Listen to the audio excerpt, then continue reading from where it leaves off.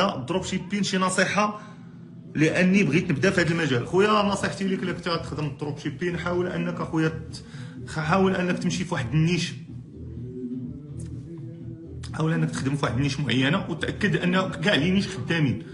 غير هو خاصك تارجيتي لا بون اودينس. باش تارجيتي لا بون اودينس انا كنصحك اخويا ما تخدمش بالادس، لانه انت ملي غادي تخدم بالادس غادي يوقع عندك واحد المشكل، ما غاديش تعرف واش البرودوي اللي ما خدامش ولا انت اللي ما تعرفش دير الادس. اي واحد بدا الدروب شيبين غيكون طاح في هذا المشكل، وماشي غير الدروب شيبين. كنت دير الاي كوميرس دابا حاولتي دير الاي كوميرس بلي حاولتي دير الاشهار لا طومبو هذا بغيتي تبيعو ما تباعش لك، تتولي تطرح واش انا ما خدامش ليا الاد ولا هاد النيش اللي عيانه. اليس كذلك؟ نعم فهو كذلك. اذا شنو هو الحل اخويا؟ كنصحك اخويا تحاول انك تارجيتي لي زانفلونسور وتخدم مع لي زانفلونسور. علاش؟ حيت تيقول لك ما كاينش ان برودوي ما كيتباع، خاصك غير تستهدف لا بون نيش. يعني انا مثلا واحد السيده بغيت نستهدف واحد المراه مثلا، واحد لانفلونسوز في برا كتهضر باغ اكزومبل على هادشي البيوتي وهذا، ضروري انا كنبيع واحد لاختيكل البيوتي، ضروري غنبيع معاه. علاش؟ لانني مستهدف ديك لاجونس ديال البيوتي. هكا بتقام عليك رخيصه وبتقام عليك بريسك اللي هو قل.